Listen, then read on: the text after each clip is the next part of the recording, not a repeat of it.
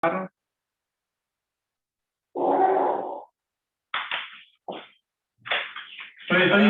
que le agarre a clase, perdón que me puse. No quería entender eso. Después, si querés, retomamos eso. Igual creo que más o menos con lo que te comentaban tus compañeros. No, sí, lo entendí, ahora sí lo entendí, porque entendí, lo había pensado, pero no me quedaba, había pensado eso que me dijo el compañero, pero igual no me había cerrado, así que ahora sí. Está bien. Cualquier cosa, si querés, lo podemos ir hablando después, igual. Pero bueno, hoy vamos a empezar con la guía de impulso lineal, y que es una serie de guías que después se van a unir un poco con la parte de la guía de conservación, donde uno lo que hace es identificar algunas cantidades que van a ser interesantes porque en muchas aplicaciones se conservan. Entonces, hasta ahora nosotros, bueno, primero en la parte de cinemática describimos el movimiento y después en la parte de dinámica empezamos a ver cómo podríamos obtener las ecuaciones de movimiento e integrarlas. Pero muchas veces, sin necesidad de tener que pasar por todos esos pasos, vamos a poder sacar ciertas conclusiones sobre cómo es el estado del sistema antes y después de que pase algo, viendo cantidades que se conservan. Entonces hoy vamos a ver el impulso lineal, la clase que viene vamos a ver el impulso angular y después vamos a ver la energía. Entonces, una pequeña motivación de impulso lineal, que por lo que estuve mirando de las clases de Carmen, lo vieron el viernes. Piensen que tienen, por ejemplo, 3 partículas, ¿no? Y cada una de estas partículas tiene su masa, y sobre cada una de estas partículas actúan fuerzas, que dependerán en principio del problema, pero uno puede identificar fuerzas para cada partícula, pero hay algunas fuerzas que van a ser fuerzas externas. Es decir, se las aplica algo que está fuera del sistema. En cambio, va a haber otras fuerzas que van a ser fuerzas de interacción entre las partículas. Y esas fuerzas van a venir, en general, en pares de acción y reacción. Entonces, yo voy a tener la fuerza que le hace la partícula 2 a la 1, pero también voy a tener la fuerza que le hace la partícula 1 a la 2. Y por el principio de acción y reacción van a tener signos opuestos. Entonces, si uno empieza a plantear para este sistema sencillito de pocas partículas, todas las fuerzas que actúan, entonces, acá tenemos la 1,3, la 3,1, y así todos los pares que hay.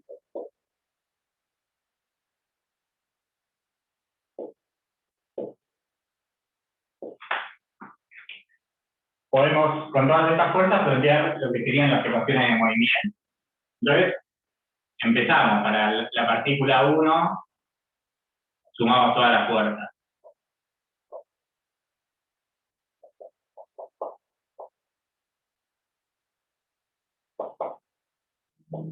Y bueno, nos da la masa por la aceleración de 1. Y así para las otras.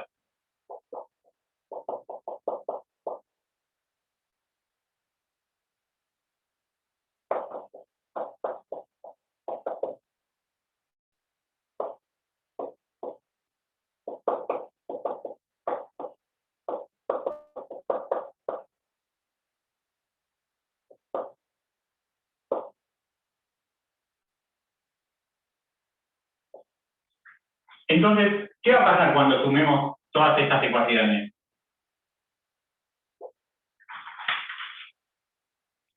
Te tienen que dar 0. 6 fuerzas que tengo acá.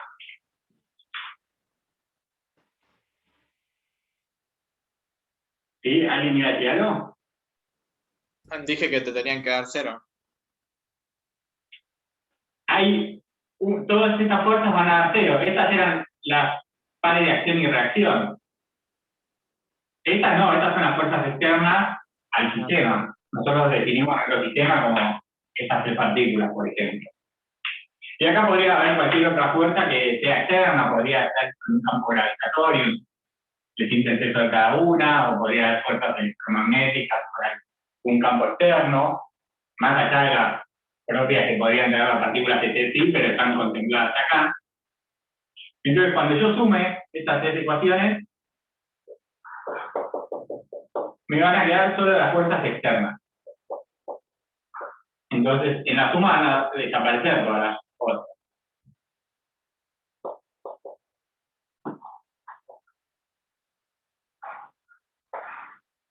Entonces, acá tenemos lo que llamamos la sumatoria de todas las fuerzas externas, y acá esto se suele escribir de esta manera, porque acá ya empieza a aparecer la definición del impulso lineal, con la masa por la velocidad para cada una de las partículas que compone a nuestro sistema.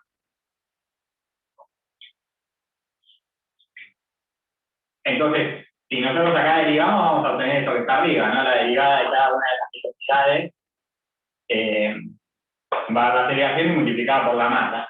Pero, si uno trabaja de esta manera, y esto lo llama el vector P, va a tener alguna ventaja más. Por ejemplo, hoy vieron en la clase de Carmen que se pueden estudiar sistemas en los cuales la masa va variando. Entonces, por ahí definir a todo este conjunto de masa por velocidades como cantidad de movimiento termina siendo más útil a la larga para trabajar con esto. Y bueno, esta cantidad va a ser la que se llama el impulso lineal o cantidad de movimiento.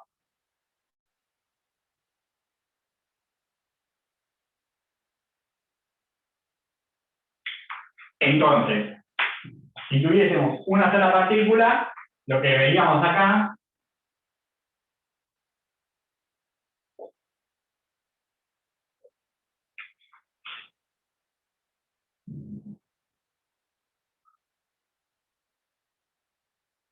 sería la derivada de la masa de esa partícula por la velocidad. Y eso, si lo reescribimos así, vemos que es simplemente la segunda ecuación de Newton, ¿no? La sumatoria de todas las fuerzas que actúan sobre la partícula es igual a la masa por la aceleración. O sea que nosotros, construyéndonos esta cantidad, tenemos algo que parece igual a la segunda ecuación de Newton, pero ahora no para una partícula individual, sino para todo el conjunto de partículas. Entonces, podríamos pensar que hay... ¿La masa varía por la velocidad o varía? Usted está diciendo que varía como varía a sí misma directamente. Varía su tamaño. ¿O es la velocidad lo que le hace que varíe la masa? Por ahí me expliqué mal. O sea, en todos los problemas que vamos a resolver en esta guía, la masa de cada partícula es constante y la masa total va a ser constante. Pero creo que hoy vieron el ejemplo de, por ejemplo, un cohete que se propulsa liberando masa, en el cual cambiaba la masa que estaban considerando del sistema. Entonces, de esa manera se puede plantear un caso general. O sea, nos da más flexibilidad considerar la cantidad de movimiento como el producto de la masa por la velocidad. Eso es lo que se va a terminar conservando, no solamente la velocidad, sino la masa por la velocidad de cada una de las partículas del sistema. Como se podría considerar un meteorito que entra a la atmósfera también, ¿no? Por ejemplo.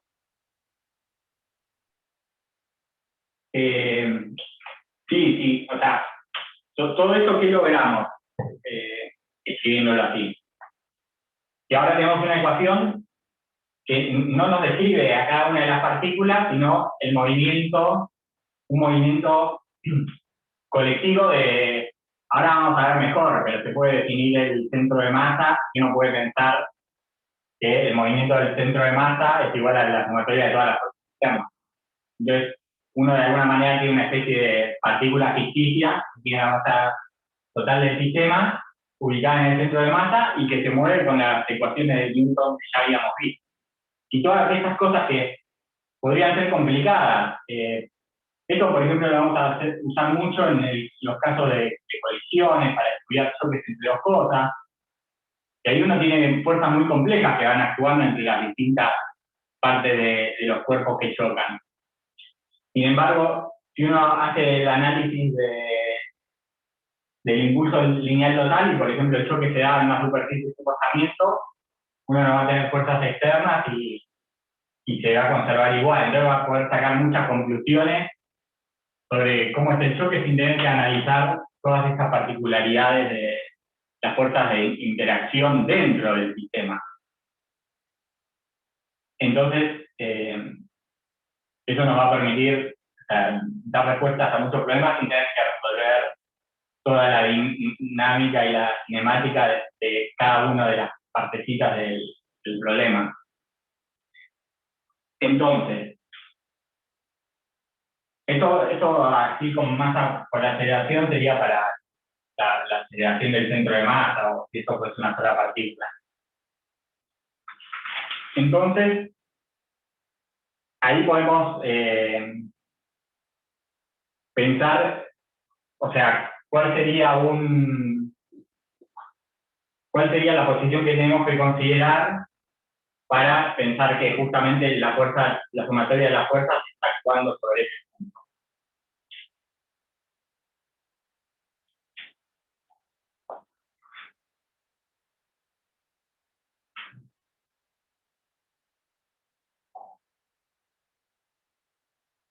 Entonces, consideremos, por ejemplo, un caso donde no hay sumatoria de fuerzas externas.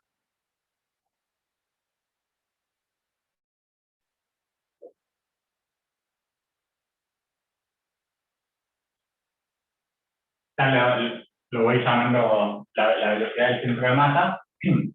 Esto que teníamos acá era el momento lineal total.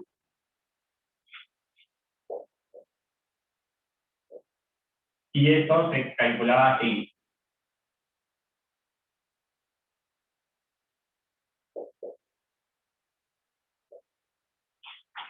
Bueno, en nuestro caso teníamos, en el ejemplito que puse, teníamos 3 masas, pero esto vale para cualquier caso, ¿no? Para cualquier número de masas. Entonces, nosotros, si miramos acá adentro, tenemos que este P va a ser constante en esta situación, y este P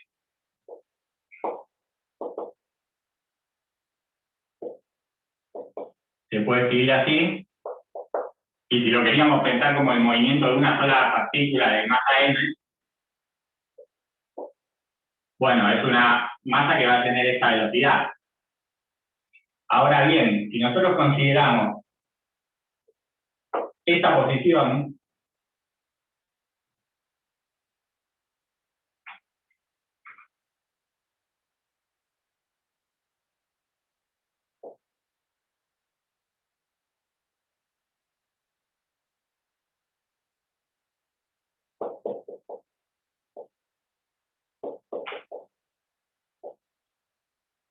perdón, esta era una posición.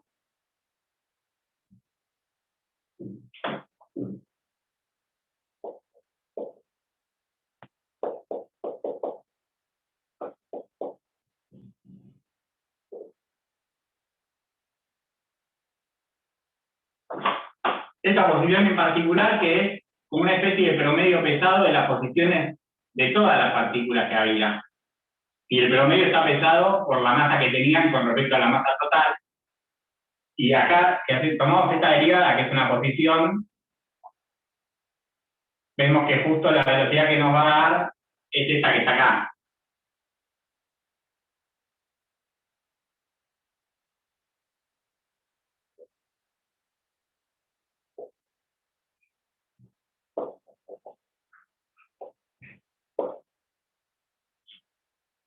Entonces esta va a ser la posición del centro de masa. Y bueno, para elegir esto, nosotros habíamos elegido un sistema de coordenadas. Hoy estuvieron viendo, uno puede pensar qué pasa cuando pasa de un sistema de coordenadas a otro. También va a ser interesante verlo en la parte de impulso angular. Y entonces, cada una de esas partículas tenía una posición definida con respecto a ese centro de masa. con respecto a este sistema de referencia, y estas son las R que aparecen acá. Entonces, viendo el promedio pesado, el promedio ponderado por las masas, uno tiene la posición que va a ser en algún lugar en el medio, y como es ponderado, en el medio va a depender un poco de cuáles serán las masas relativas de cada uno. Uno va a tener la posición del centro de masa. Entonces, esa es la posición que no tiene por qué coincidir con ninguna de las partículas que haya, la que se va a mover siguiendo una segunda ley de Newton, donde lo que uno tiene es un cuerpo de la masa total y ubicado en esa posición. Entonces, la dinámica de este punto va a venir dada por la sumatoria de las fuerzas externas a todo nuestro sistema. Entonces, por un lado, vimos que nos quedaba una ley de Newton donde no aparecían las fuerzas de interacción, y por otro pudimos identificar el punto que sería el equivalente para pensar que se mueve como si fuese una partícula. ¿Vos una pregunta? ¿Vos una pregunta? Sí. No, es matemática la pregunta. ¿Cómo te queda?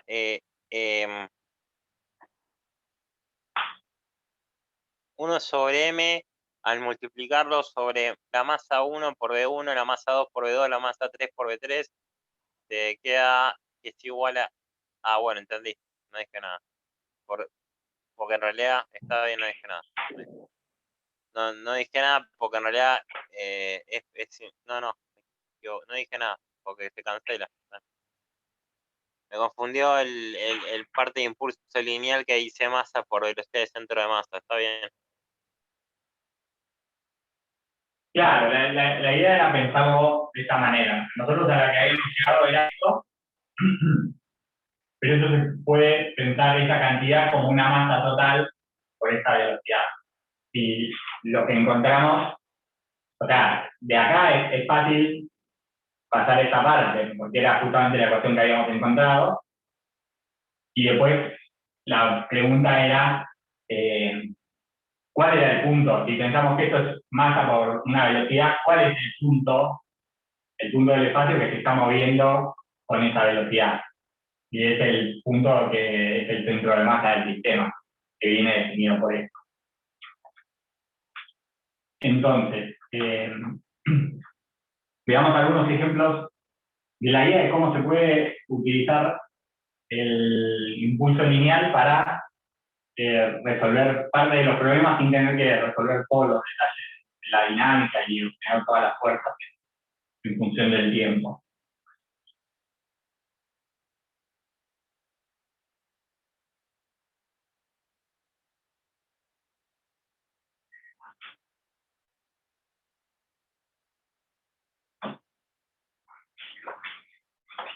Donde más se va a poder aprovechar el uso del impulso lineal, y después también vamos a ver el impulso angular o de la energía, es cuando estas cantidades se conservan, porque ahí uno sabe que a lo largo de todo el problema, sin importar cómo sea el movimiento relativo de cada una de las partes, esas cantidades se van a mantener constantes. Entonces, no lo voy a resolver completo, pero les voy a mencionar el ejercicio 1 de la guía.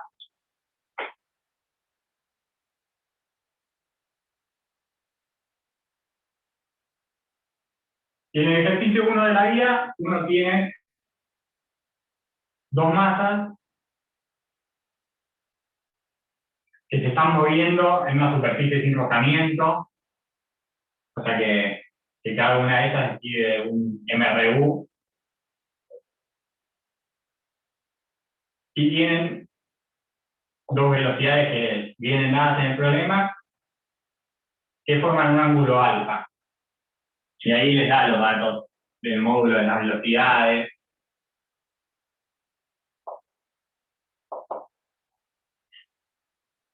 Y las masas que tienen.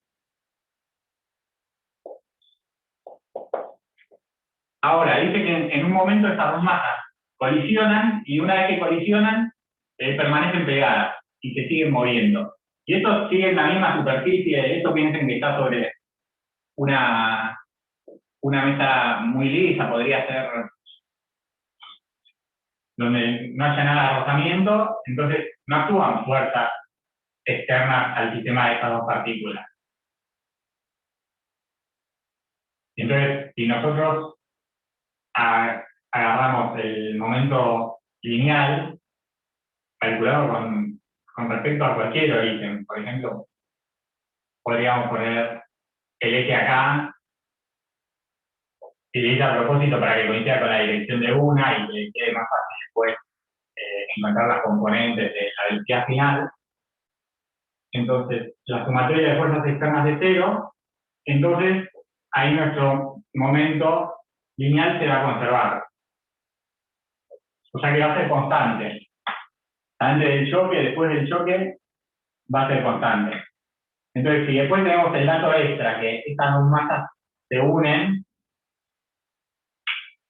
podemos ver qué pasa antes del choque.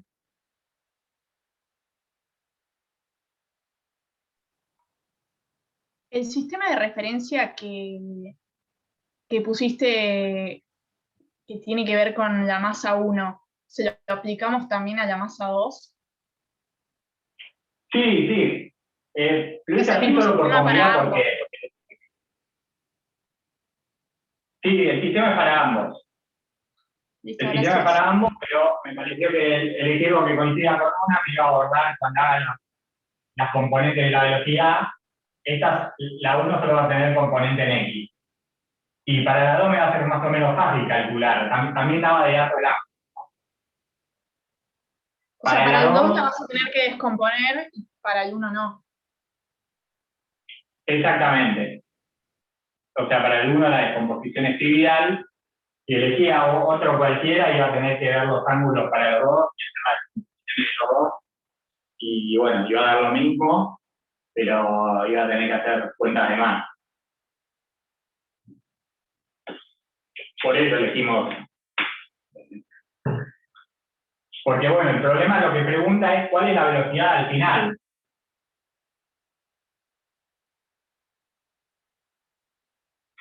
Y la velocidad al final va a ser una porque las dos masas van a estar pegadas. O sea, Sin embargo, una tienen pregunta, que... tengo que el sistema de coordenadas elegirlo según una masa en particular, no, tiene que ser el centro de una masa en particular, ¿no? El cero tiene que estar en una masa particular, digamos, del eje de coordenadas cartesiano. Mirá, la respuesta depende mucho del problema que vamos a tratar.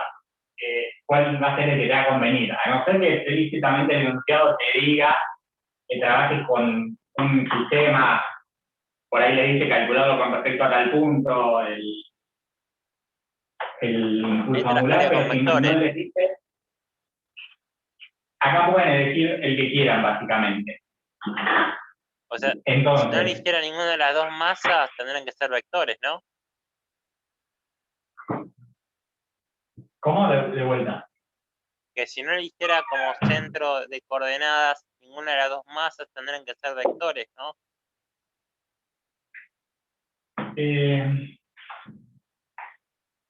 No, pensarlo, igual quiero hacer un comentario. La masa esta se está moviendo, ¿no? O sea, en un instante anterior, por ahí la masa 1 estaba acá. En un instante anterior, y se está moviendo. Acá no importa mucho cuál elijo que sea el origen de coordenadas. Lo puse en algún instante del tiempo pongo el 0 y me aseguro que coincida la dirección X con B1. Como B1 es constante, hasta antes del choque, elijo esa. Y si quieren, en general en los choques, es mucho más fácil ver el instante justo anterior. O sea, por ahí en el pasado estaban acá, las dos masas, ¿no? Entonces, yo voy viendo la evolución de las masas y en un momento chocan acá. Las dos están en ese punto. Bueno, calculo cuál es el momento lineal justo antes del choque, por ejemplo. Entonces, justo antes de que colisionen, yo sabía que ambas hacían un MRU con estas velocidades, entonces tengo M1 por B1 más m2 por v2. Esto vale en cualquier momento antes de que choquen. Así como le escribí, porque estas velocidades no cambiaban. Esto es antes del choque. Ahora, después del choque,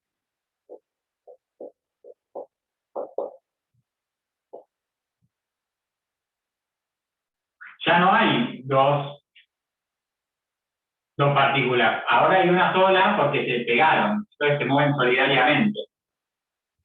Entonces, la masa va a ser la masa de las dos. Y la velocidad es lo que les pide averiguar. Pero bueno, todo esto es conocido, ¿no? Este lado de la ecuación es conocido. Y lo que tenemos es que el vector antes y después del momento lineal se conserva.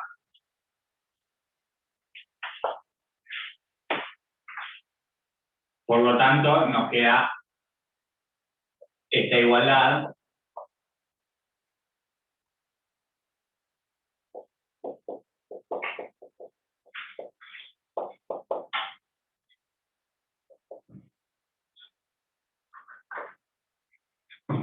Y de ahí pueden despejar D.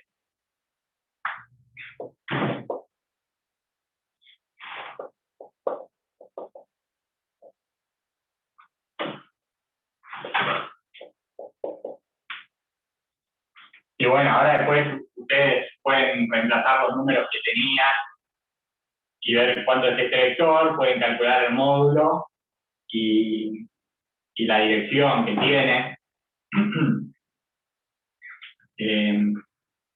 Profe, una consulta. Sí. Cuando usted puso ahí los datos de las velocidades, ¿lo puso entre módulo? O sea, ¿eso sería como la norma del vector o directamente el módulo de la componente? No, el módulo total del vector. O sea, sí, la norma. O sea que acá estamos trabajando con normas. Con la velocidad, digo. No. Acá, todo esto son vectores.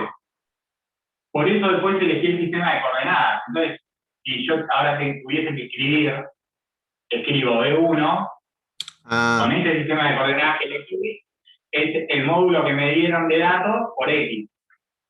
Okay. Y para B2 tengo que hacer la descomposición, pero todos con datos que tengo, ¿no? Es el módulo de B2 por el coseno del ángulo en X más, o sea que toda esta parte es de vectorial.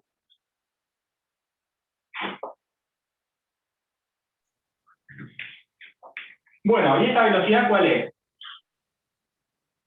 Si repasamos la definición. Eso vos lo pudiste igualar porque ambos impulsos lineales son constantes.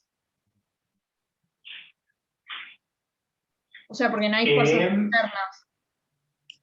Por eso antes y después claro, lo podés igualar. Ambos se referís antes y después, ¿no? Claro, sí. Cuando decís ambos, sí, exactamente. Okay, gracias. O sea, por eso, uno de los lugares donde más se luce el impulso lineal es cuando no hay fuerzas externas. Entonces sabes que se conserva. Entonces podés evaluar qué pasa antes y después del choque, sabiendo que esta cantidad se tiene que mantener. Y no sabés los detalles de cómo fue el choque, aunque estos no hubiesen sido partículas, acá dijimos son masas puntuales, pero podrían haber sido, por ejemplo, vehículos que tienen una estructura y se deforman y todo. Si vale la hipótesis de que después siguen juntos solidariamente, entonces esto va a valer. Y bueno, también tiene que valer la hipótesis de que no haya rozamientos y realmente no haya fuerzas externas, pero esto tiene que valer. Y fíjense que esta velocidad justo era la velocidad del centro de masa. O sea que, como no hay fuerzas externas, la velocidad del centro de masa se mantiene. Esta era justamente la velocidad del centro de masa. Les digo para que ustedes... Una última pregunta. Dije que antes habíamos dicho que en la masa 2 la velocidad se descompone, pero en este caso no hace falta descomponer la velocidad. O sea, necesitamos el módulo. Eh, O sea, ya nos dan el módulo, digo. Por lo tanto, no hace falta sí, pero vas a descomponerlo. necesitar componerla ¿para qué? Para poder encontrar el módulo de CM, ¿no? Ay, me perdí. O sea, esta es la descomposición. Porque si vos escribís esto, por ejemplo, esto va a ser M1 por el módulo de B1 más M2 por el módulo de B2 por el coseno del ángulo, todo eso en X.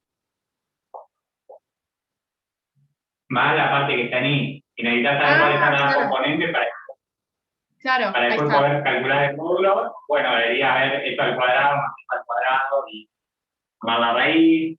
Si querés ver Claro, el ángulo, tendrás que hacer la cotangente, por ejemplo. O sea que sí, necesitas poder. buenísimo, gracias. Si con estos datos después acá querés dibujar cuánto es B, con el ángulo y el módulo, necesitas hacer todo eso. Puedo hacer una pregunta de antes de cuando ese mismo gráfico, pero en R, cuando R era igual a 1 sobre la masa total, más por Sí, R1 por masa 1, más R2 por masa 2, más R3 por masa 3.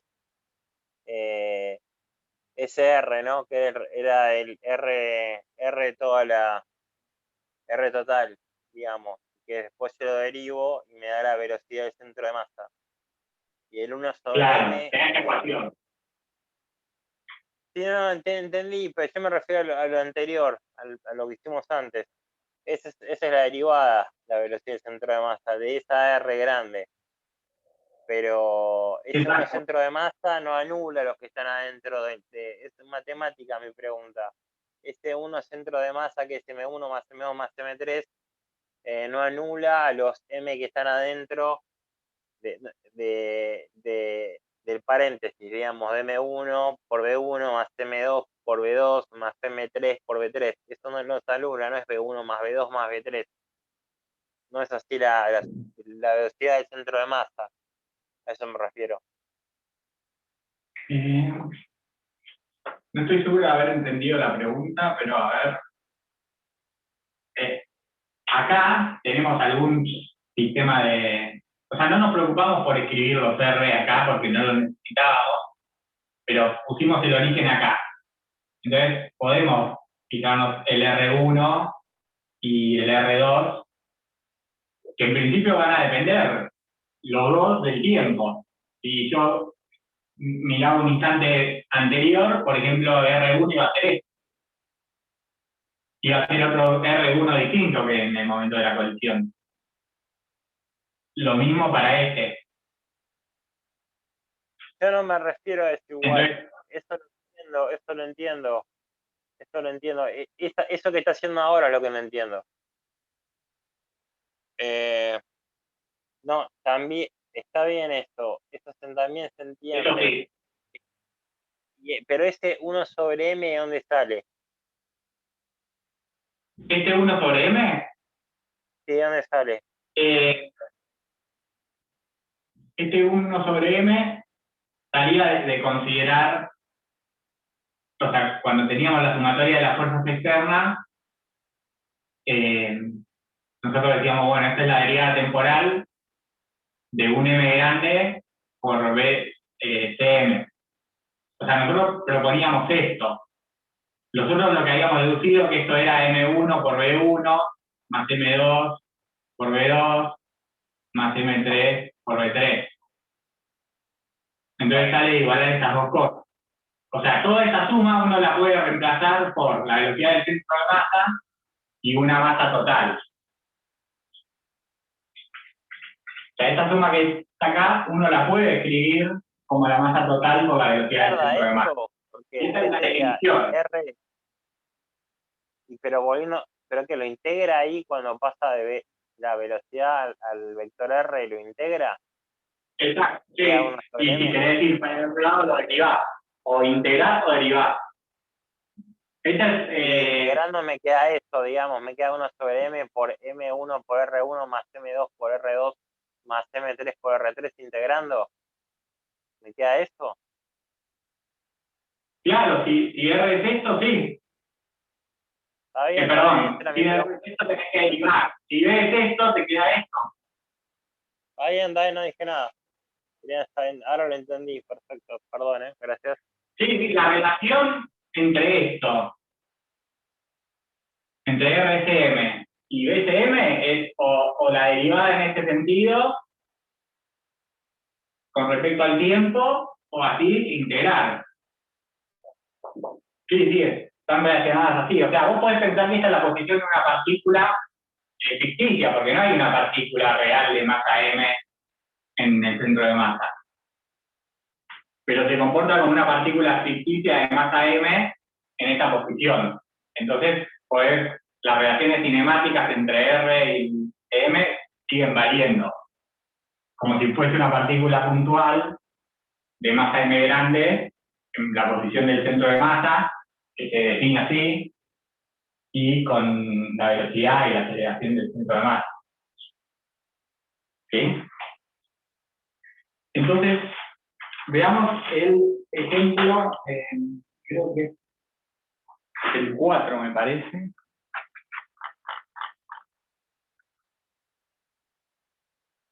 Sí, el 4, que habla de una explosión en el espacio donde una roca se fragmenta en 3 partes.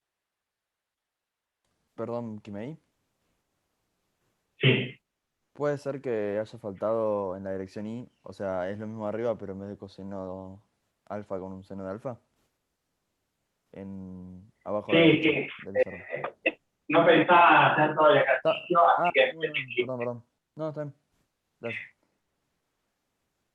Sí, pero por ahí queda incompleto si no lo pongo. Pero sí, faltaba esto.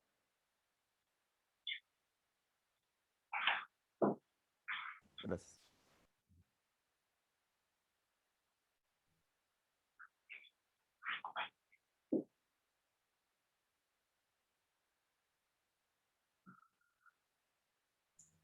Kimei, uy, justo lo borraste, pero esa ecuación que tenías ahí decía, o sea, es la posición, no es la velocidad, ¿no? Acá arriba tenía la posición. No, abajo y a la acá abajo derecha. Abajo a la derecha que tenías X versor, Y versor. ¿Decía era la velocidad. RCM o BCM? BCM, o debería haber dicho eso. Ah. Si no decía eso, me confundí.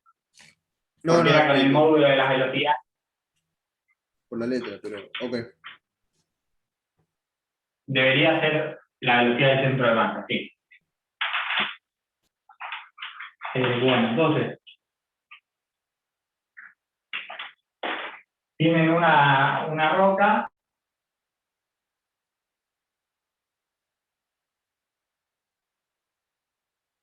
que se parte más o menos en 3 pedazos.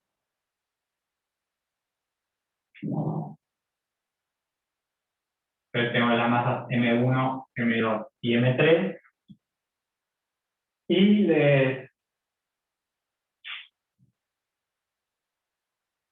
me gusta más así, numerarlas. Y les dice qué velocidades tienen la masa 1 y la masa 2. Después de la explosión, esto era una roca que estaba toda unida y por una explosión en la roca se separa. Entonces, dice que asuman que está en el espacio, no consideren efectos gravitatorios por cuerpos celestes que pueda haber cerca ni nada. Entonces, en principio, no hay fuerzas externas. Por lo tanto, la cantidad de movimiento se tiene que conservar para el sistema. Entonces, es como al revés del choque que vimos. Antes teníamos 2 partículas que chocaban y seguían juntas. Ahora tenemos una roca que era una unidad y se parte en 3 pedazos. Y cada uno de ellos sale con una velocidad y en alguna dirección. O sea, la velocidad incluye la dirección de sentido, ¿no? Entonces, les dice que uno tiene una velocidad de módulo 6 metros por segundo. Entonces, esto es 6 metros por segundo en esa dirección que ya la voy a llamar X, voy a hacer lo mismo que hice en el otro. Me conviene elegir alguna de las velocidades que me dan, como la que me marque la dirección de X. Dice que el segundo, este tenía una masa de...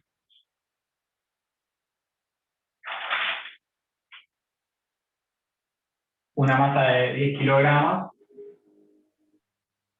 La masa total, que era la suma de los tres pedazos, era 30 kilogramos.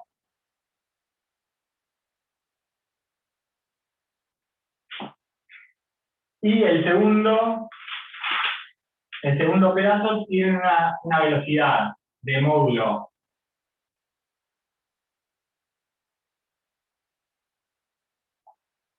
8 metros por segundo.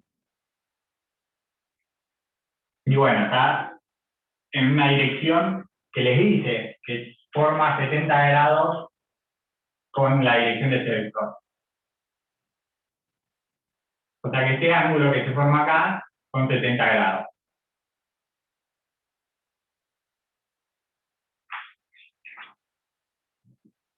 Y entonces la idea del problema es averiguar qué pasa con el tercer trozo del asteroide este, en qué dirección sale y qué velocidad tiene.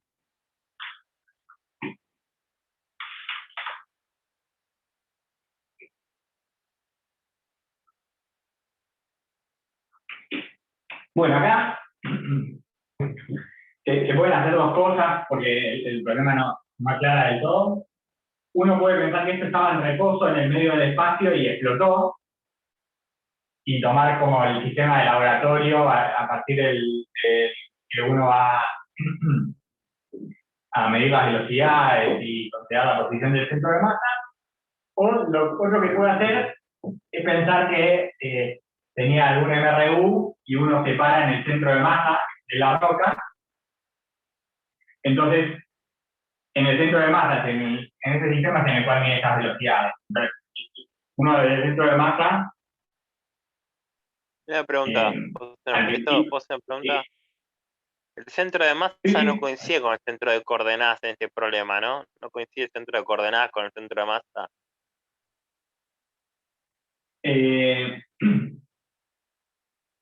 No, se puede hacer coincidir, o sea, por eso podemos elegir. La cuestión es así. Vos podés elegir un sistema de coordenadas del laboratorio y pensar que esto está con velocidad nula al principio y explota y esto sale volando, o lo que podés hacer es considerar el sistema centro de masa y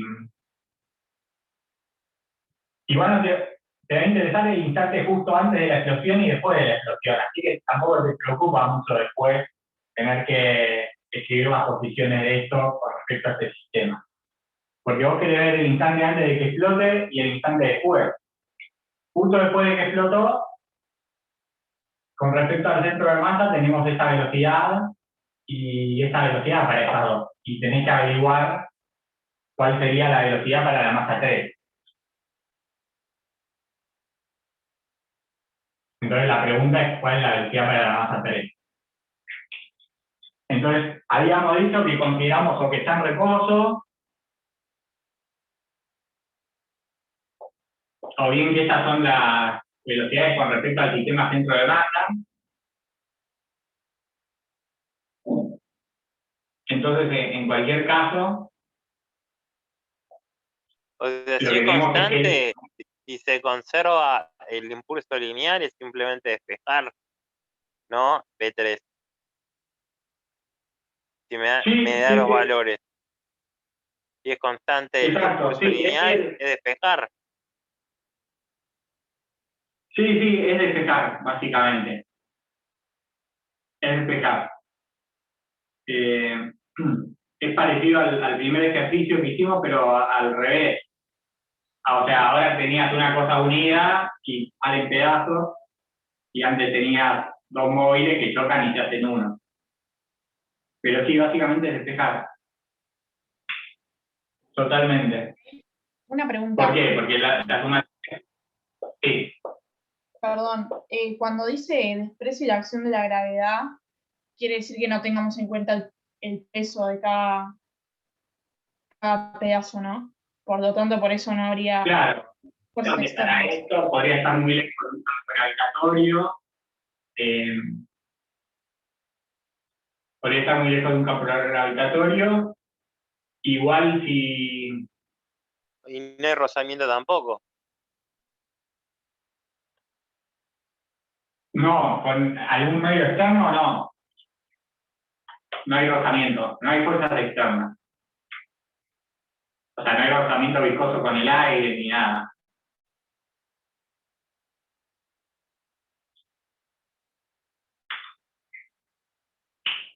Sí, no especifica muy bien en dónde está ubicado este cuerpo. Podría estar en el vacío, en el medio del espacio y lejos de campos gravitatorios, por ejemplo. Igual si uno considera justo el instante antes de la explosión y el instante después, no va a afectar mucho que esté en presencia de un campo gravitatorio o no. Sí para estudiar la evolución después. Pero si yo sabía que estaba en reposo y explotó, por más que haya un campo gravitatorio, en el instante antes y en el instante después, no hay tiempo para que actúe la fuerza de gravedad, entonces va a seguir valiendo para instantes de tiempo muy pegados. Si consideramos que la explosión es algo muy rápido. Entonces, Una pregunta, a mí se me ocurrió lo que se puede hacer es despejar 10, en donde dice M1 poner 10 y ahí hacer una relación entre M2 y M3, ¿no? En relación a que 10 más M2 es igual a 30 kilogramos menos M3, ¿no? Y despejar ahí M2 y hacerlo en relación a M3.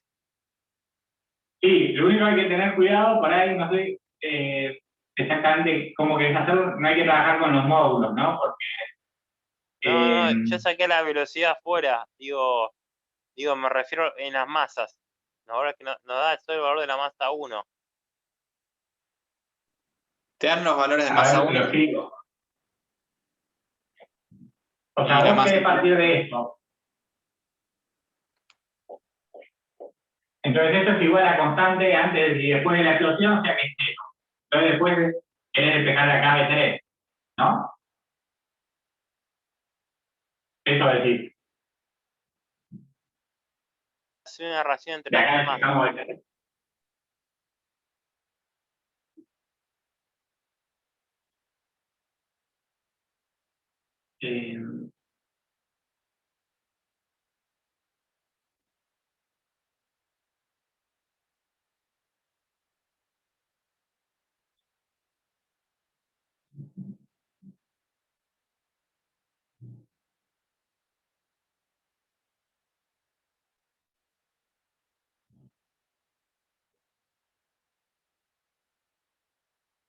A mí la relación entre la masa me queda esto. Y acá hay un menos.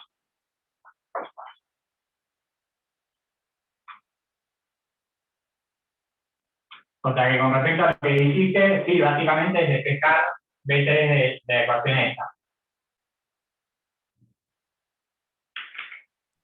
Profe, no entendí por qué el impulso es igual a 0. Bueno, para mí ahí hay que ver un poco, tratar de interpretar qué dice el enunciado. Yo lo que considero es que si me dicen que sale con 6 metros por segundo, se está refiriendo que es la velocidad con respecto al centro de masa.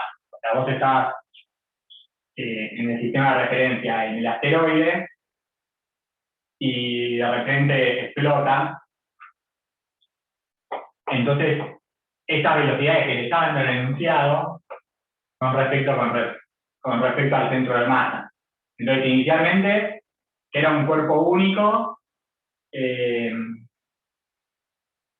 bueno, que no hubiese sido un cuerpo único. Inicialmente sería cero la velocidad con respecto el momento lineal con respecto al centro de masa.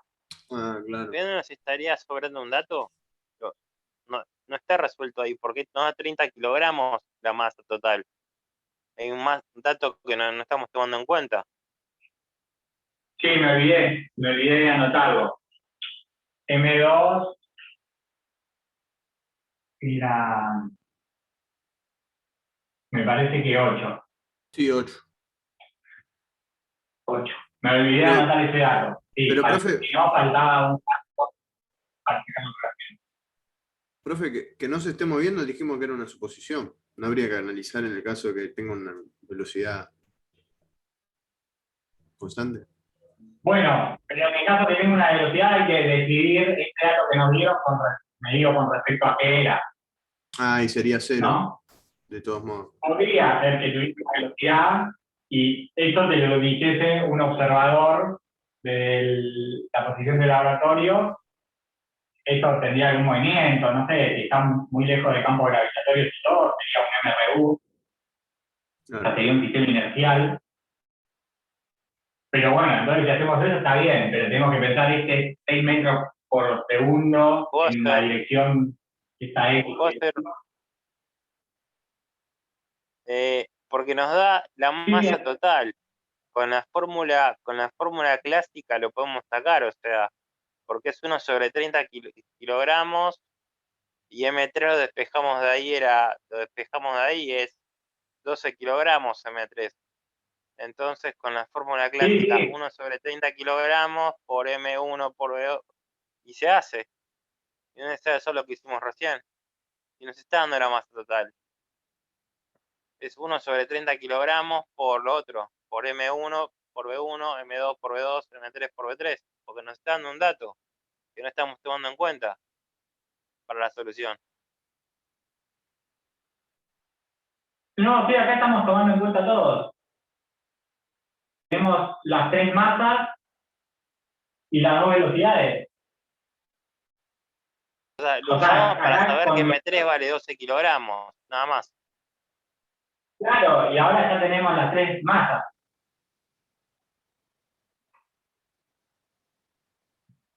Perdón, Kimei, ¿cuánto usarías el dato de los 70 grados? Bueno, escribir la ecuación en forma vectorial. Ahora deberíamos descomponerla. Ahí lo usaríamos. Okay. Esta ecuación, de alguna manera, te da la solución del problema, pero si quieres responder, por ejemplo, cuál es el módulo de B3 o cuál es el ámbito, tenés que empezar a ver cuáles son las componentes de esto. O sea, esta es una ecuación vectorial que tiene la solución en todas las direcciones. O sea, estos serían 3 soluciones, ¿no? 3 ecuaciones, una para cada posición, si esto está en el espacio. Y una vez que tenemos eso, para mí podemos ver la primera pregunta que hace, que es mostrar que esto se encuentra en el mismo plano que describen B1 y B2.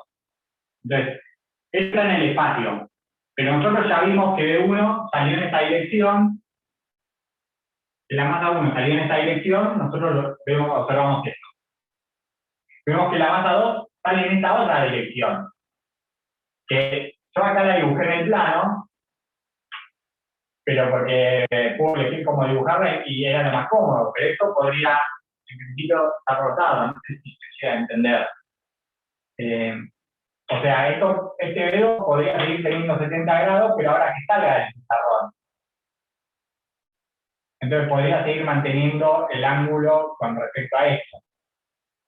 Pero lo importante es que estos dos vectores forman un plano. Siempre tengo 2 direcciones que no sean colineales. Esto me define un plano. O sea que yo miro para dónde salió la partícula 1, miro para dónde salió la partícula 2 y veo que hay un plano. Que eso forma un plano. La pregunta es, ¿la partícula 3 se mantiene en el plano este o puede salir? Se mantiene. Se mantiene. Y de hecho, el problema pide mostrar eso, justamente. Bueno, Y ahora lo vamos a hacer. Pero bueno, está bueno que es un resultado no trivial, que lo podemos sacar usando solo conservación del momento lineal, que cuando tenemos 3 cuerpos van a ser coplanares los 3. O sea, las velocidades con las cuales salgan, si se produce una explosión, van a ser coplanares. Van a estar las 3 en un mismo plano.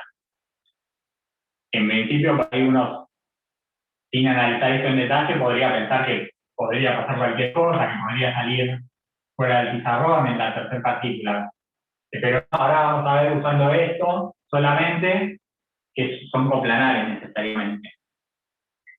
Entonces, para mí, para hacer eso, lo más cómodo es ahora sí usar la información esta y hacer la descomposición en coordenadas. ¿Y no sería suficiente, o sea, demostración esa expresión que está ahí, B sub 3, diciendo que es una suma de vectores y por lo tanto tiene que ser el Exacto. tercer vector directo? O sea, si tenés que mantener que tenga que darte 0, entonces no puedes tener una componente que nunca se cancele, porque no tendrías 0.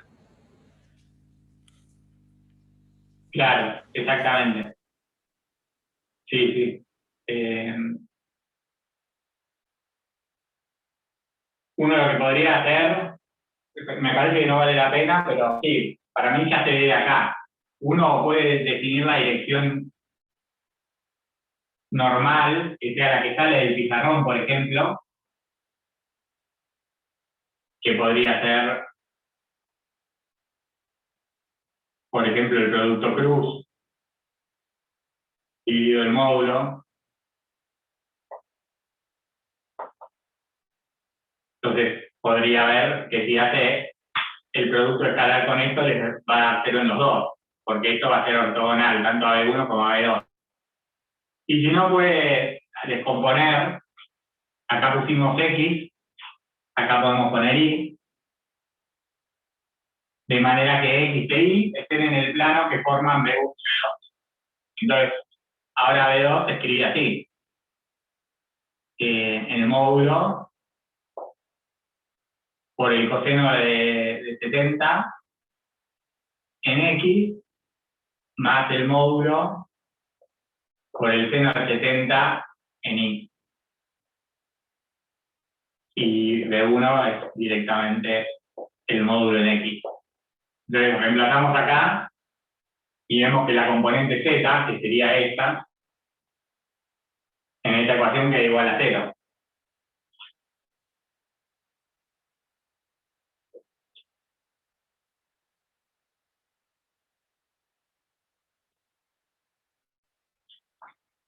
Entonces yo acá voy a juntar todo lo que tenga X y todo lo que tenga Y. Entonces, tenemos el módulo de B1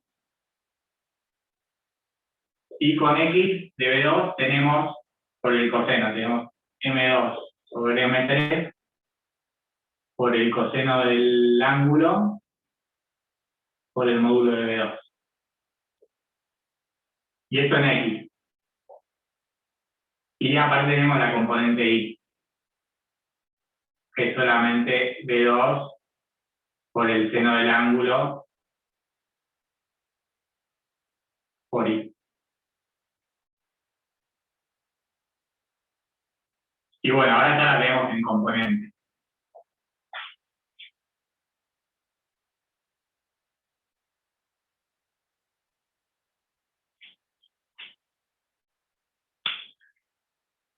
Viendo los signos que tenemos acá,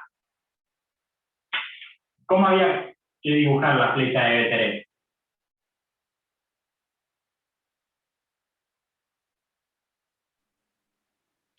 ¿Está bien dibujada así?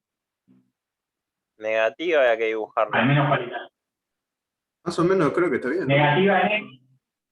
Está bien, cualitativamente al menos, falta ver cuál es el ángulo, pero va en esa dirección, porque lo que está pasando es que acá tenemos para estas dos, tenemos cantidad de movimiento en X positivo y también una componente en X positivo de la proyección esta. Entonces tenemos una componente positiva en X. Y B2 también una componente positiva en Y. Y todo eso tenía que dar 0 la cantidad de movimiento. Entonces este tiene que cancelar las dos componentes. Entonces este va a ser en X negativo y en Y negativo. Que fíjense que lo que aparece acá son todos valores positivos, con un menos delante. Entonces, voy a anotar el resultado para que ustedes puedan revisarlo después. el resultado numérico, pero ¿Puedo la idea cuál repetir es. una pregunta? ¿Puedo repetir una pregunta? Ya contestó, Sí. pero que usted eligió como centro de coordenadas M1 y en la dirección de M1 como X. El vector X es en sentido que se mueve M1. Está bien, eso lo entendí. No digo que no lo haya entendido, pero hacemos así, elegimos una masa, el sentido de alguna de las masas, y en base a eso hacemos un sistema de coordenadas.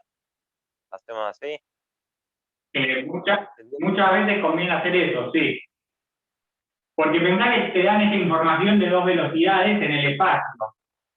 Entonces, si después vos sabés que vas a tener que ver las componentes y tener dos velocidades definidas, decís, bueno, una de las velocidades me define la dirección y la otra, como es ortogonal, la descompongo. Y así queda más cómodo para hacer la descomposición, nada más que eso.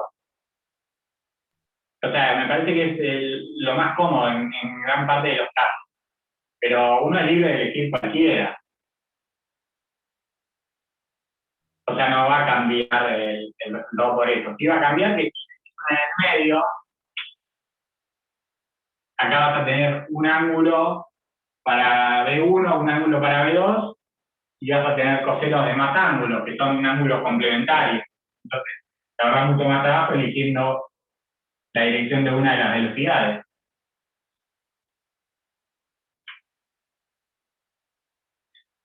Entonces, esta sería la solución. Tenemos la componente X y la componente Y, y para sacar los números, yo hice eso con los datos que daba el problema, y esto es menos 6,82 metros sobre segundo en la dirección X, menos 5,04 metros sobre segundo en la dirección Y. Entonces ahí uno puede sacar el módulo.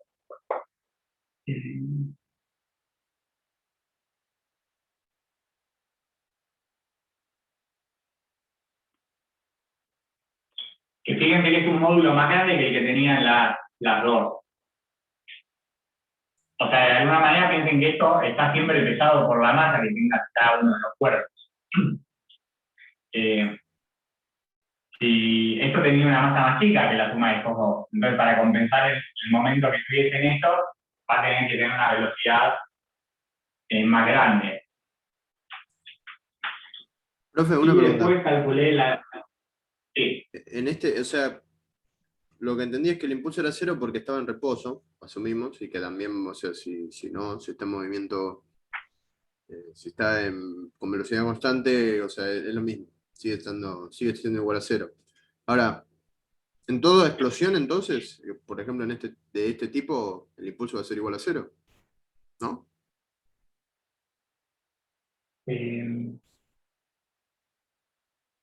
Si lo haces con respecto al centro de masa, sí, pero ahí va a entrar a jugar qué te esté diciendo el enunciado y qué quieras responder. Porque lo que quiero decir es que vos podías pensar que esto estaba en algún sistema que se estaba moviendo con alguna velocidad, pero ahí tenés que ver qué te decía el enunciado de esa velocidad concretamente con respecto a qué estaba medida. Claro. Y no te la decía. Entonces parecía razonable decir eso. Pero depende de lo que te pida el enunciado, podría ser que lo quieras analizar cuando se está moviendo, pero muchas veces uno por ahí quiere responder cómo es la velocidad justo después de la explosión. Entonces, ahí por ahí te conviene, aunque sea incluso un sistema no inercial, no sé, vos tenés una velocidad del centro de masa, y esto se está moviendo, y hay un campo gravitatorio, y lo que sea.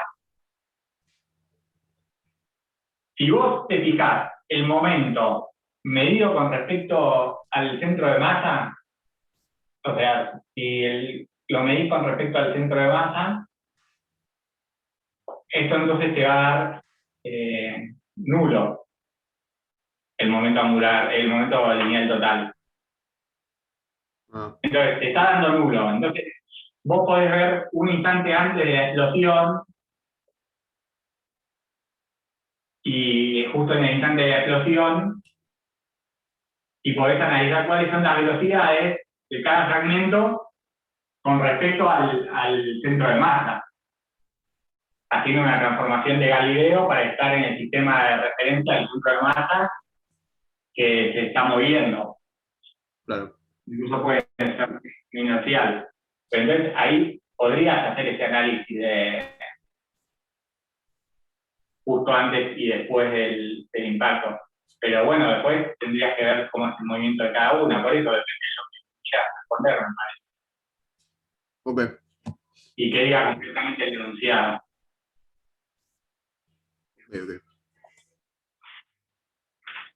Y bueno, para completar el resultado, yo me fijé el ángulo, creo que el ángulo que medí era con respecto al eje X, pero medía en esta dirección.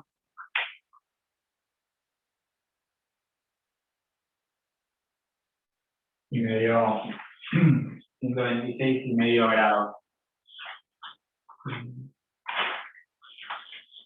Bueno, y después para terminar, vamos a hacer el ejercicio 8, creo.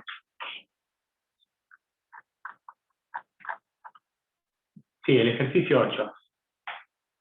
Donde también tenemos un movimiento que en principio va a ser complicado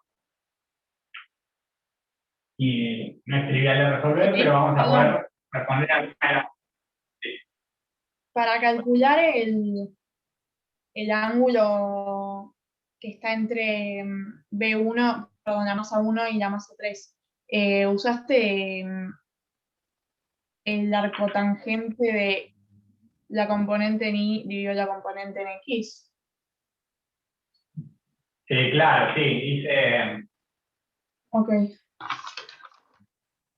eso y creo que elegí ese ángulo yo y después le sumé pi sobre 2 y esto es el módulo de B3X, sacar el módulo para sacar el signo, esta longitud y este es el módulo de B3Y, ambas se pueden sacar desde acá y sí, la arcotangente de B3X sobre B3Y es este ángulo beta y después le sumé pi sobre 2.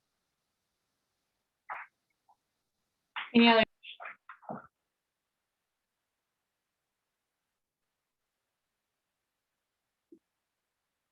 Pero ¿cómo sería ese cálculo? Perdón, porque se me escapó, entendí, pero lo del arco tangente, ¿cómo sería el cálculo?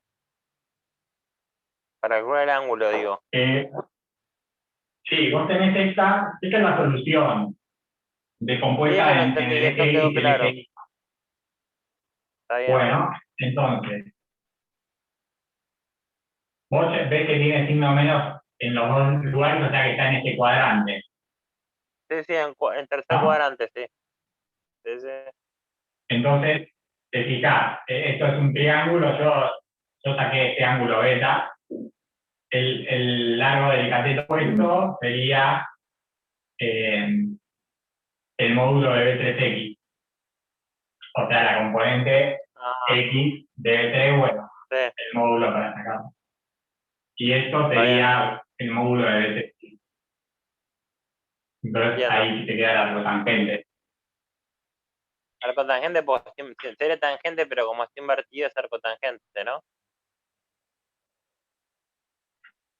Sí, por ahí lo escribí mal, ¿no? Creo que lo escribí mal antes. O sea, te queda eso. Sí, casi seguro que lo escribí mal. Lo que quise decir es que beta es la arcotangente de esto. Ah.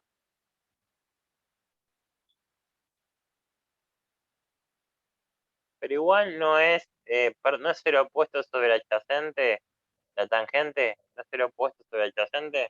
Ah, no, pero aquel opuesto es X, no dije nada, no dije nada. Sí, sí, sí. Está bien, Yo le escribí esto. no dije nada. Sí, se entendió, no. El opuesto es X. Está bien. Buenísimo. Bueno, entonces el último ejercicio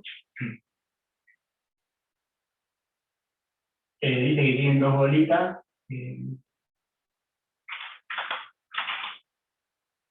En masas M1 y M2. Y esto está apoyado sobre un piso que no tiene rozamiento. Y las dos bolitas que están unidas por una barra rígida de longitud L, que no tiene masa, es una barra ideal. Entonces, esto en principio está así vertical. Acá está la gravedad. Está justo vertical. Eso es un equilibrio inestable. Porque cualquier apartamiento de la posición de equilibrio va a hacer que eso salga de esa posición. Entonces, el enunciado dice que se inclina levemente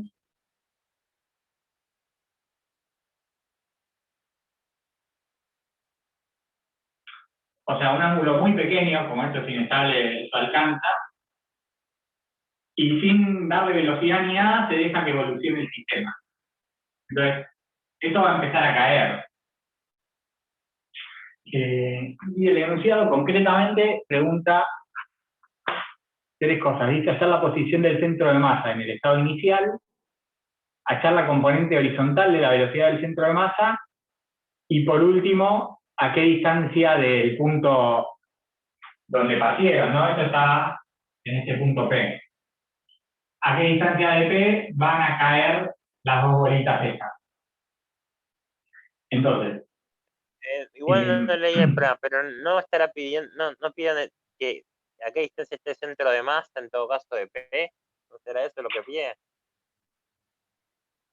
No. O sea, al final, la pregunta final es cada una de las dos bolitas, ¿a qué distancia cayó del punto inicial? El punto inicial era donde estaba apoyada, donde estaba casi vertical. Entonces, vos empezás así, este ángulo es muy chiquito. Un ángulo muy chiquito y lo soltás. Entonces esto empieza a caer con velocidad inicial nula. Prácticamente, no le das ninguna velocidad. Entonces,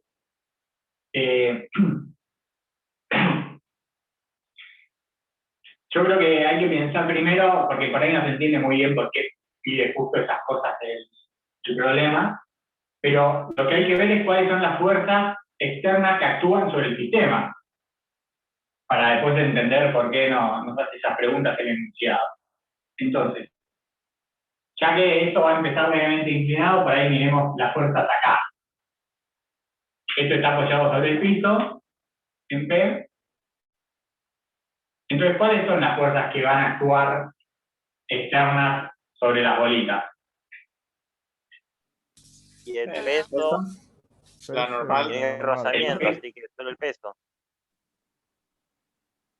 Acá está el peso. Esta también va a tener un peso, todo en la dirección vertical.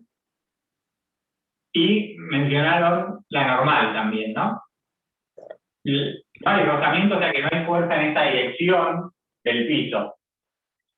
Pero sí está la normal para asegurar la condición de vínculo, que esto no atraviese el piso. Y estas serían las fuerzas externas que actúan en el sistema. Después van a estar las fuerzas internas, porque esto está unido por una barra. Entonces, esta barra en principio puede hacer fuerza en varias direcciones, ¿no? No es como una soga que solo puede tirar. Pero sigue siendo una barra ideal, o sea que uno asume que la fuerza de la barra va a tener alguna dirección y va a tener dirección y sentido opuesto en la otra bolita. Uno ahí podría querer analizar la barra completa y ver las fuerzas que actúan en esta situación similar a la soga. Como no tiene masa y es ideal, entonces va a suceder esto. Pero independientemente del detalle estas son fuerzas internas del sistema. O sea que si consideramos todo el sistema de la pelotita esta y la barra que las une, estas fuerzas van a ser todos pares de acción y reacción.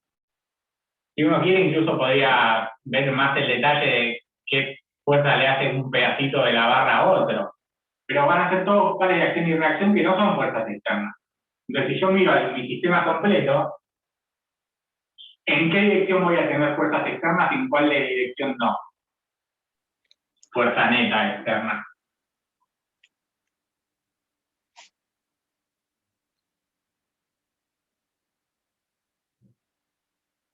Supongamos que pongo acá X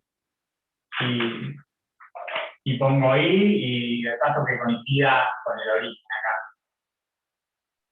Y en Coincida X con el tengo origen. fuerzas externas, para X tengo fuerzas externas. Claro, si miro la sumatoria de fuerzas externas en X, esto es 0. En Y no.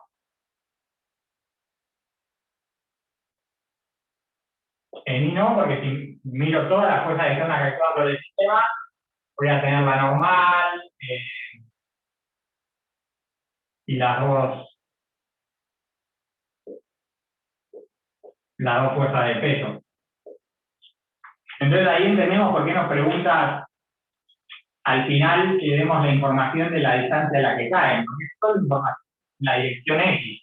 Y nosotros en la dirección X podemos decir bastante. O sea, el momento total, si consideramos todas las fuerzas externas, no es 0. Entonces, no se conserva el momento lineal total. Va variando a medida que evoluciona temporalmente el sistema. Pero en esta dirección sí se cumple. O sea que, como esta es una igualdad vectorial, nosotros vamos a tener en la dirección X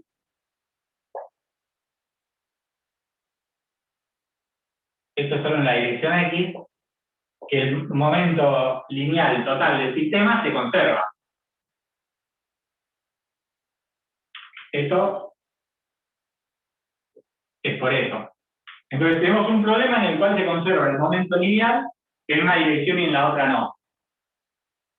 Entonces podemos usarlo para sacar conclusiones de manera relativamente sencilla sobre cuál va a ser el movimiento en la dirección X. En cambio, en la dirección Y ya va a ser más complicado. Entonces, empecemos por el punto A, que pide la posición del centro de masa al inicio.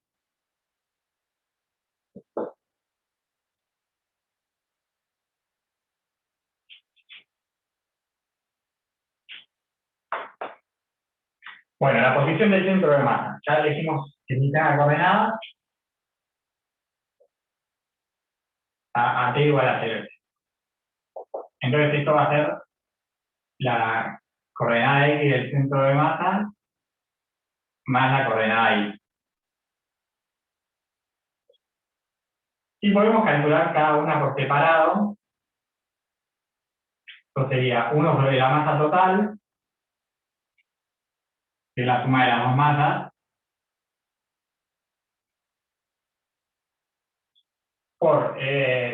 con esta elección, ¿cuál sería la posición de X1 y de X2? En X sería 0, ¿no?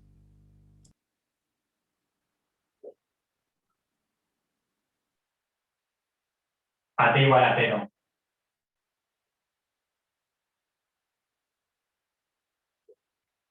Las dos están en posición X igual a 0 con esta elección. Entonces eso es 0.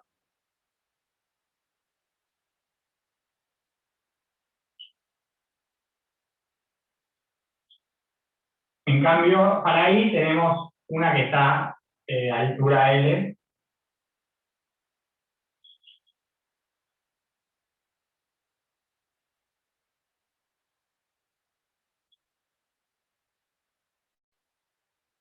Y la otra que está sobre el piso, con esta elección no aporta nada.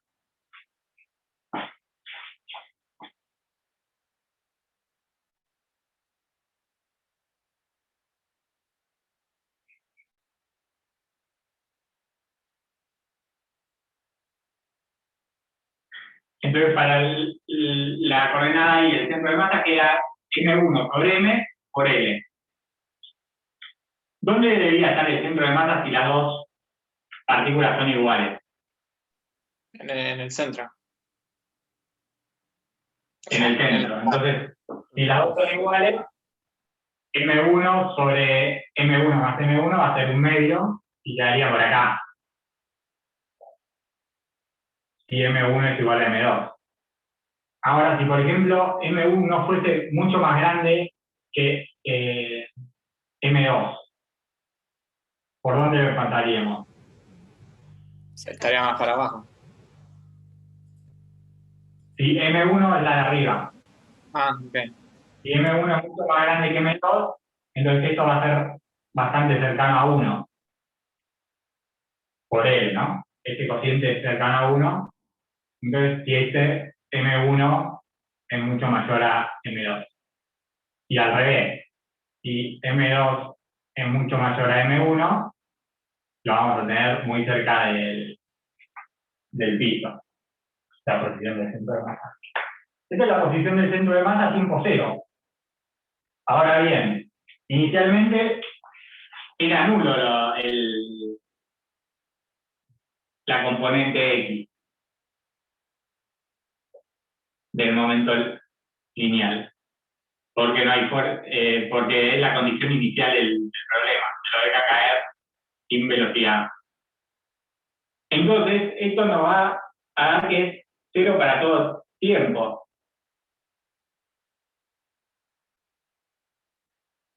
Por lo tanto, no va a cambiar la posición del centro de masa en X. O sea que la relación que nos queda es esta para esto que está acá que nos queda para todo tiempo.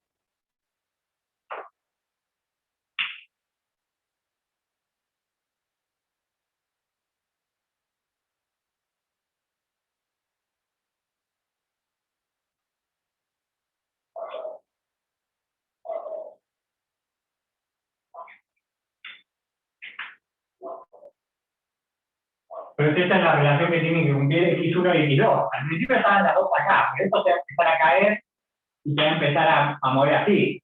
X1 va a cambiar y X2 también, pero van a seguir manteniendo esta relación durante todo el movimiento. Entonces, al final, lo que pregunta es cuáles van a ser las posiciones cuando las dos pelotitas hayan tocado el piso.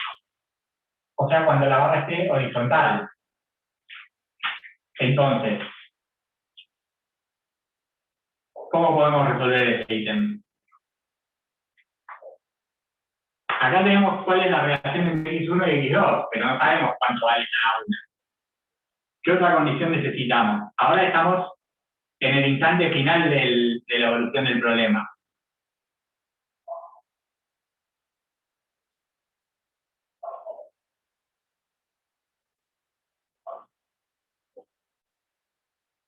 Condición Tenemos de vínculo. M2, tenemos M1. Condición de vínculo podemos citar. ¿Cómo?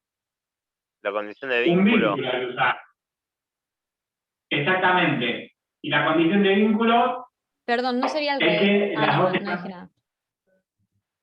No, está bien, está bien. Sí, eso no importa tanto, depende para qué lado es el ángulo inicial. Pero uno podría pensar el mismo problema perturbando en la dirección contraria. Ah, Entonces, hay que usar la condición de vínculo, que esta distancia es L. Entonces, ahora, esto varía para todo tiempo. Al principio, para t igual a 0, las dos eran nulas. Ahora, estamos en el instante final, y vamos a tener un X1F y un X2F. Entonces, lo que vamos a tener es que X1 menos X2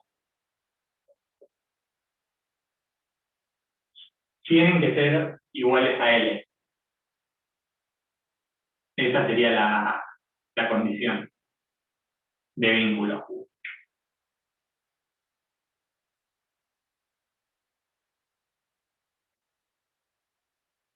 ¿Y qué hago? Si derivo esto, ¿me da que X1 punto es igual a X2 punto? No, cuidado.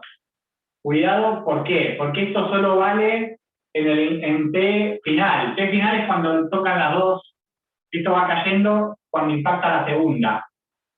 La primera está siempre en el piso, ¿no? Hasta que impacta la segunda o carga de SM1. Entonces esto solo vale en T igual a T final, que no sabemos cuánto es el momento en el cual las dos bolitas tocan el suelo. No sabemos cuánto es, pero para este tiempo vale esa relación. O sea, no resolvimos toda la dinámica como para saber cuánto iba a tardar en tocar el piso. Pero sin ir tan lejos, podemos sacar bastante información solo usando la conservación del momento lineal en la dirección X. Entonces, por eso no te sirve para derivar, porque esto vale para un solo tiempo. O sea, si vos ponés acá el número que representa la posición en el instante final y el número que representa la posición en el instante final para 2, te va a dar L. Para otro tiempo no, porque la condición de vínculo...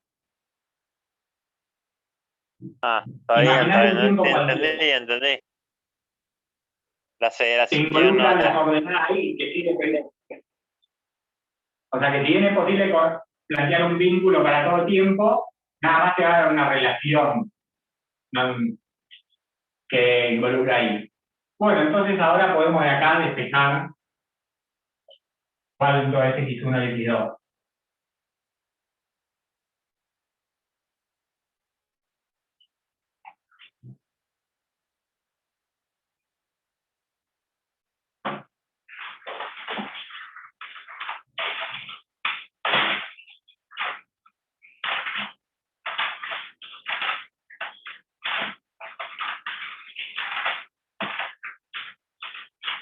Entonces, de acá, por ejemplo, podemos sacar cuánto vale X2, despejando esto, sería menos M1 por X1 sobre M2. Y podemos reemplazar acá.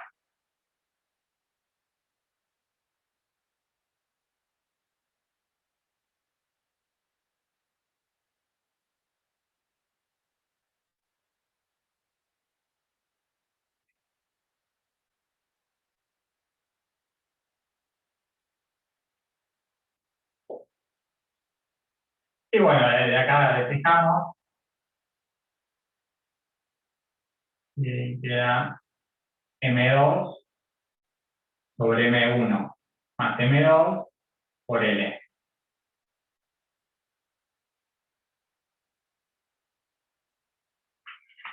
Y si hacemos lo mismo con X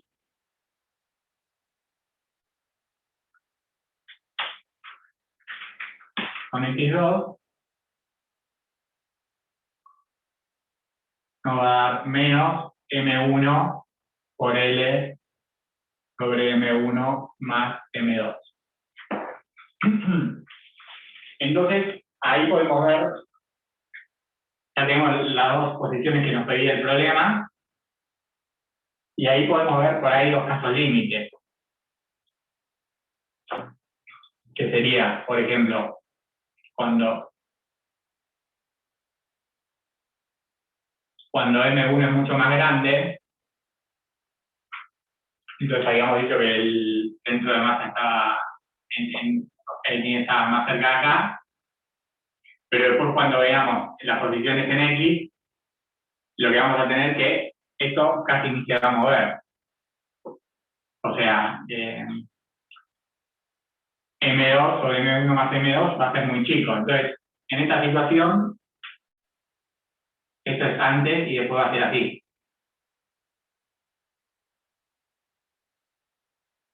En el caso límite. O sea, empezó así, vertical, y la masa 1 casi no se desplaza porque es mucho más masiva que la 2. Y bueno, el otro caso sería justo al revés. Y ahora la que es muy grande es la masa 2. Entonces, cuando evolucione, va a quedar en el mismo lugar.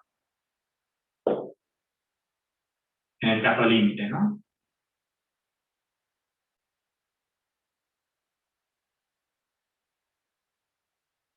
Esto sería como el antes y el después, y el antes, el después, y M2 es mayor a M1. Lo cual se condice con la intuición que teníamos. Y bueno, entonces lo que vimos es cómo se puede usar la conservación para obtener valores de la coordenada de movimiento, de las velocidades, en distintos instantes sin tener que resolver toda la dinámica del problema. En algunos casos podría ser complicada. Esto que vemos acá se parece mucho, de hecho lo vamos a ver al final del curso, es como un cuerpo rígido. Estas son dos masas, pero que tienen no pueden cambiar la distancia entre sí. Entonces todo esto se comporta como un todo rígido. Y vamos a ver que ahí uno tiene herramientas para resolver con mayor facilidad esos problemas. E incluso vamos a poder ver la dinámica de todo este problema.